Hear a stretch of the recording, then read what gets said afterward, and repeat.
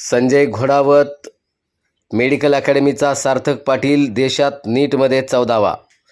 Paper फुटीनंतर पुन्हा झालेल्या NEET परीक्षेमध्ये सांगलीतील Sanjay Ghodawat IIT and medical अकॅडमीचा विद्यार्थी सार्थक पाटील यानं देशात 14वा क्रमांक मिळवत घवघवीत यश संपादन केलंय. या त्याच्या उत्तुंग यशाबद्दल आज संजय घोडावत अकॅडमीनं त्याचा कौतुक सोहळा साजरा केला. दरम्यान सुरुवातीला झालेल्या परीक्षेतही त्याला चांगले मार्क्स मिळाले होते, परंतु पेपर फुटीमध्ये सदर परीक्षा रद्द करण्यात आली. त्यानंतर थोडेफार डिप्रेशन आले होते, परंतु आईवडील आणि शिक्षकांच्या प्रोत्साहनामुळे मी पुन्हा चांगली उजळणी केली आणि आज देशामध्ये 14व्या रँकला आल्याचा आनंद होत असल्याची प्रतिक्रिया सार्थकनं प्रसारमाध्यमांशी बोलताना व्यक्त केली आहे. सार्थक हा लहानपणापासूनच अभ्यासू, मनमिळावू, शांत स्वभावाचा असल्यानं याच क्षेत्रामध्ये त्याचं करिअर करण्याच्या हेतूनच संजय घोडावत ऑलिम्पियाड स्कूलमध्ये ॲडमिशन घेऊन लहानपणापासून योग्य मार्गदर्शन मिळत राहिल्यानं त्यानं आजचं हे उत्तुंग यश गाठल्याचं आणि याचा आम्हाला सार्थ अभिमान असल्याचं आईवडिलांनी म्हटलं आहे.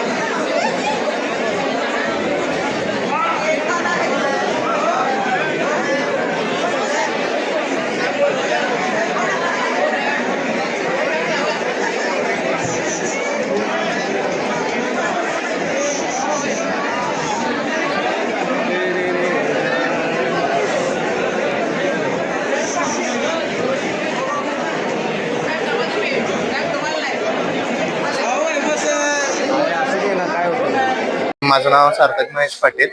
मी सांगलीचा आहे.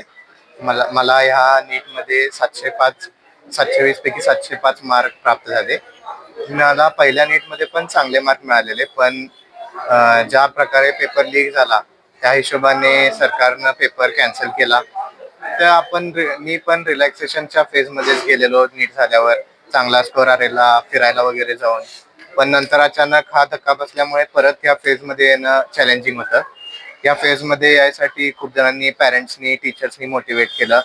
परत टेस्ट देणं, परत अभ्यास करणं हे चालू झालं आणि तीच कन्सिस्टन्सी मेंटेन करण्यासाठी परत जरा वेळ लागला. पण थोडा वेळ लागून पण ते झालं आणि शेवटी त्यामुळेच शेवटी या परीक्षेत मला यश आलं. फ्रस्ट्रेशन थोडक्यात की चांगला स्कोर आलेला, परत हे कॅन्सल झालं. खरं एका अर्थानं मोटिवेशन पण आलं की आपण बेटर करू शकतो पुढच्या ह्याच्यात. पहिल्या नीटला किती मार्क्स पडले? पहिल्या नीटला मला 720 पैकी 715 होते. 10 कमी पडले, पण रँक बेटर झालाय असं वाटतं.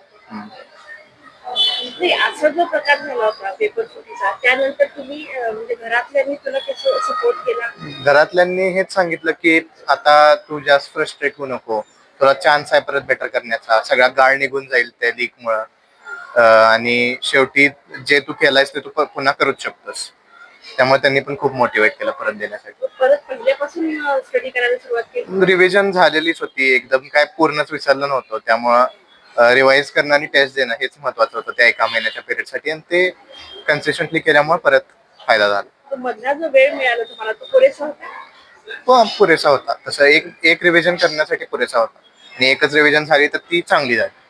त्यामुळे फायनली कॉलेजचं काय मदत केली? कॉलेजनं पण खूप मदत केली, पहिल्या वेळी पण आणि दुसऱ्या वेळी पण. टेस्ट अरेंज करणं, टीचर्सचं गायडन्स पूर्ण वेळ होतं. झोनल हेड प्रभू सर आणि डायरेक्टर वासू सर यांनी खूप गाईड केलं शेवटी. त्यामुळं शेवटी ह्या रँकसाठी श्रेय सगळ्यांनाच जातं.